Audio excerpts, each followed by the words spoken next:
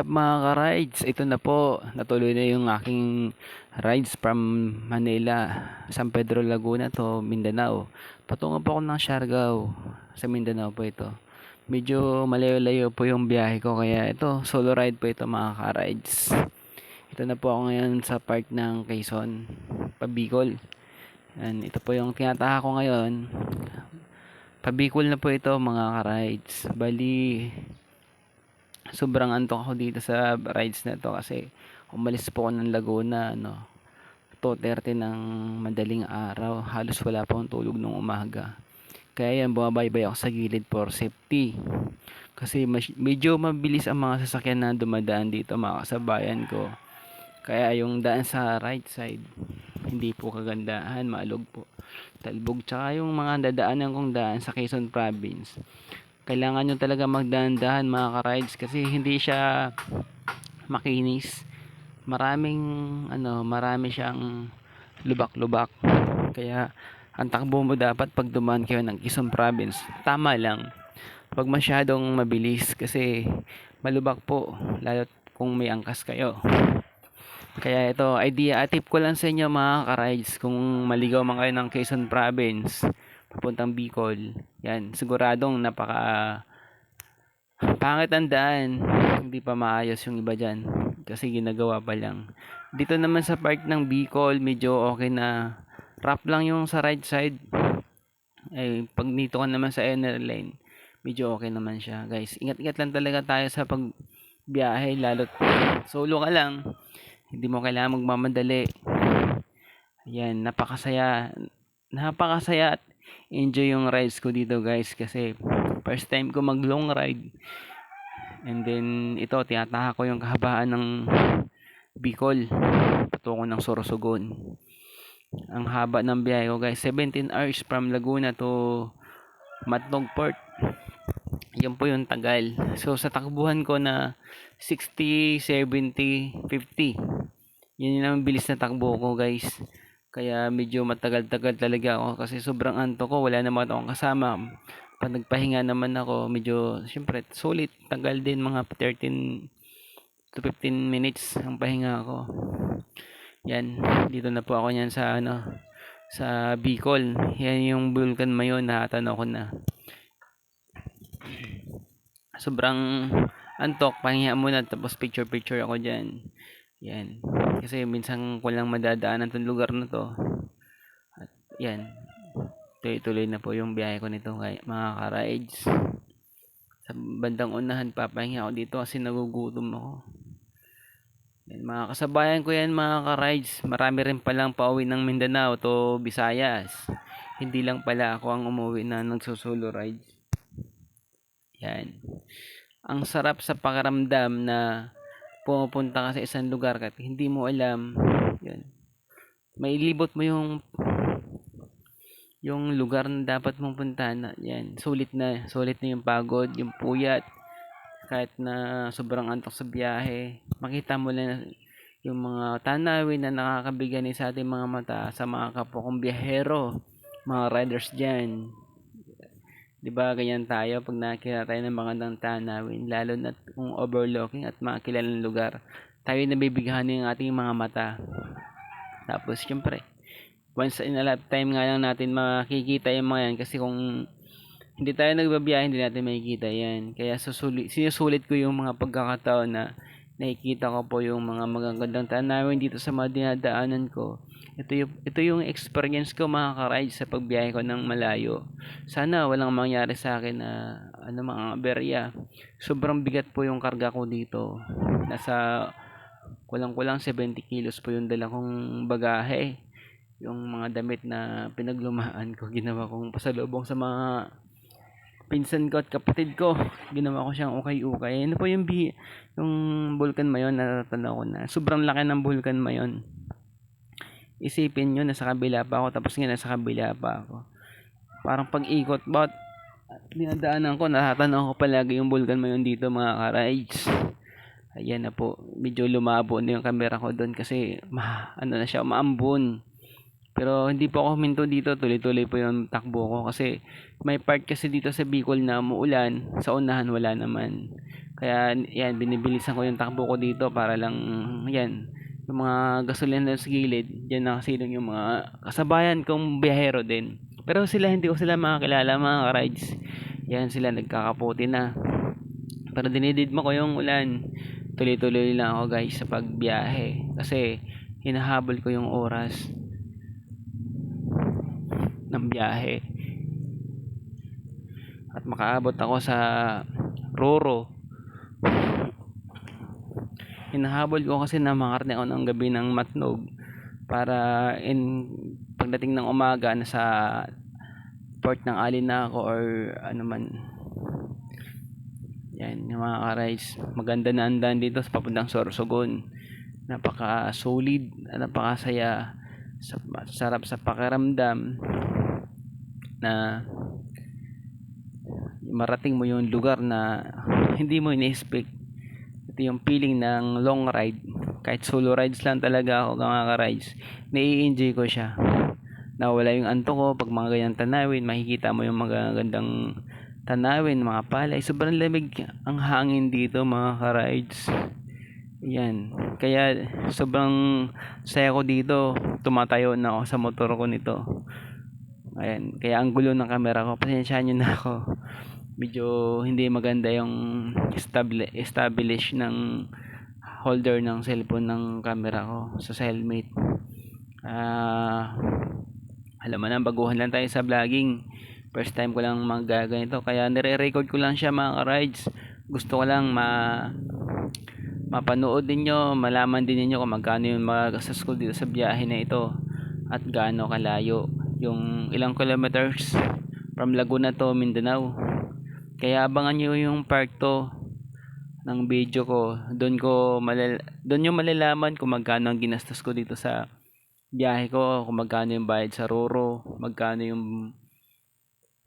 yung gas, at pati na rin pagkain na gagastos natin dito mga ka-rides, para may idea din kayo kung sakali man sa susunod kayo din tulad ko na nagbiyahe na ng from Laguna to Mindanao. Siargao Island po ang punta ko mga ka-rides, kaya medyo malayo po. Bali 3 tawid po ako sa dagat sa Roro. From Matnog Port to Alin, from Liloan to Surigao City, at Surigao City to Siargao naman. Kaya ganun katagal po yung biyahe ko nito. Hindi po basta-basta at biro-biro yung biyahe ko. Hindi po ako nakapaghanda dito mga ka-rides kasi wala po akong tulog. Yung tipong alam mo nang paalis ka na, hindi ka naman inaantok na. Kaya mahirap matulog.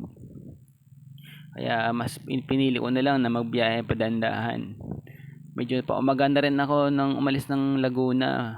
Gawa ng medyo naalangan ako umabot ng gabi ng Quezon. Kaya solid naman ng biyahe ko, wala namang aberya nito. From Laguna to Bicolandia, then natapos ko yung biyahe ng Bicol Region, Dolo, nang walang aberya. Kaya ang sarap sa pakiramdam ng ganong biyahe. Kahit solo rides ka lang, hindi ka kinakabahan. Sa totoo lang mga ka-rides, wala akong dalang tools nito. Yung kailangan tools ko pa naman yung pangkalas, yung tinatawag nilang impact cranes.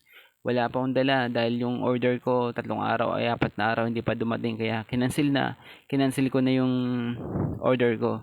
So naglakas loob na ako talaga magbiyahe nito dahil bago naman yung pambelt ko. At may reserba naman ako sa box ng motor ko.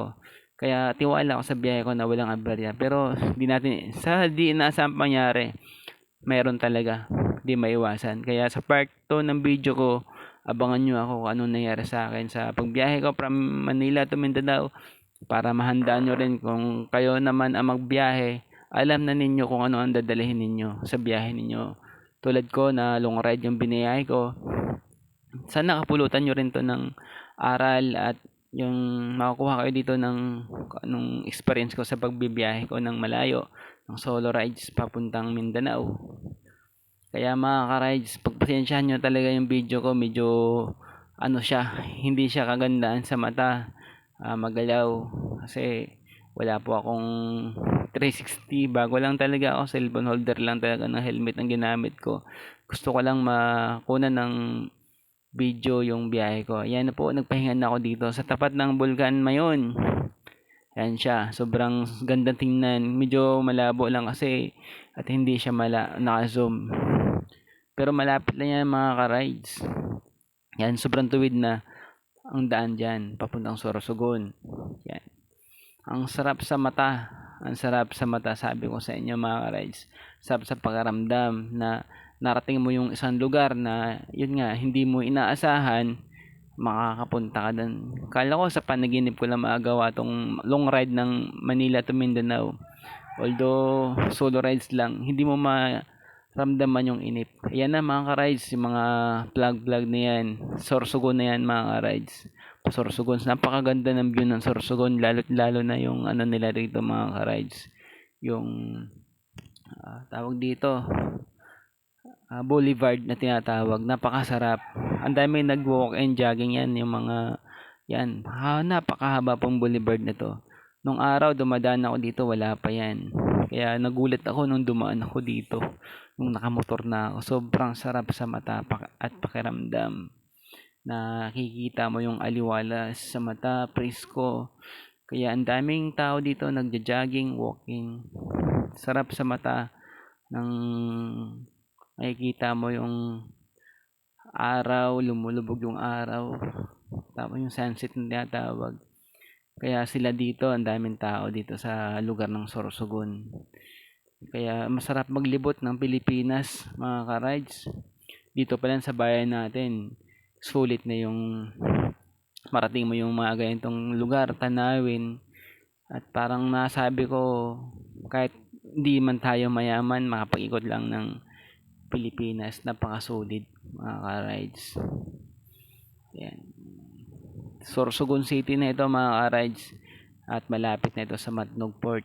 Mga 1 hour na lang ang layo to 1 hour and a half hours. Makakarating na ako ng Matnog Port. Yan. Bago dumating na Matnog Port, siyempre tatambay muna ako dito sa Sorsogon Boulevard. Papahinga ako dito mga ka-rides kasi presko siya, mahangin, tsaka basta maaliwalas. Kung may mga problema ka rito, dito ka nang tumambay, mawawala. Dahil sa mapag-isip, malaya ka mag-isip kung ano man ang dapat na may isip na solusyon sa mga problema. Kaya yan, kita niyo yung mga tumatakbo dyan, napakarami na mga yan. Hindi ko na nakunan yung iba kasi yan, pagkatapos magpahinga, umalis na agad ako.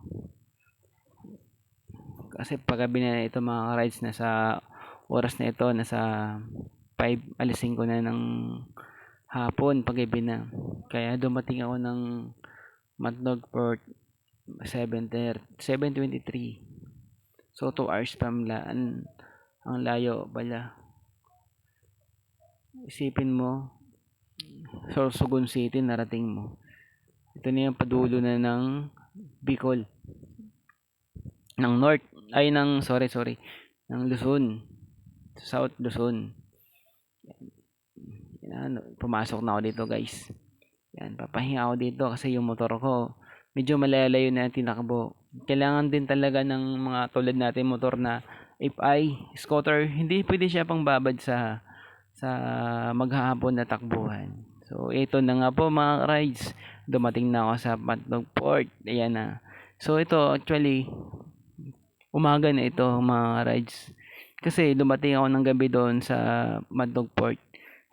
Wala pong nangyaring alis ng Roro. Sobrang dami na po namin dito mga rider, mga biyahero patawid ng Visayas. So ngayon nasa Luzon pa kami niyan.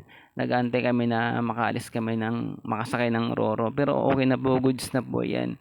Kwento ko lang, nadili kami ng biyahe sa Roro, dapat gabi nakaalis na kami. Kaya inabot kami ng ganyang oras inumaga dahil walang bangka, walang Roro na patawid. Kaya galit na yung mga pasahero dito. So ito guys, video napansin nyo, marami na kami dito. May mga big bike na may kasama. Yan na yung mga nabuo naming samahan. Kahit hindi ka kilala rito, yan. Puro patawid ng Visayas at Mindanao yung iba dyan. Kaya lahat ng Mindanao, yun, naging tropa na namin. Yan, nasa ano na ako mga guys, yan. Nasa Baruro na kami yan sa ibabaw. Nakapasok na kami yan. Yan yung mga nasa bangka na yan. Kailangan mong maghagis ng barya para sila lumangoy. Kukunin nila yung mga barya. Yan yung traditional dito sa port na to. Hindi na wala talaga yung mga ganyan. Hanap buhay. Hingi sila ng barya sa'yo. Kukunin nila naman sa ilalim ng dagat. Aircon po yung Roro na sinakyan namin. Kaya yun. Payo ko lang pag nagsaya din kayo ng Roro. So dapat may baon din kayo mga pagkain. Kasi mahal lang mabilihin dito sa Roro. Sa barko. Kahit sa mga karenderya na matitigilan nyo. Mahal ang pagkain nila guys. Yun. May mga kasama na ako dito guys. Yan, nakalis na po kami. Palis na kami yan. May mga kasama na ako dito.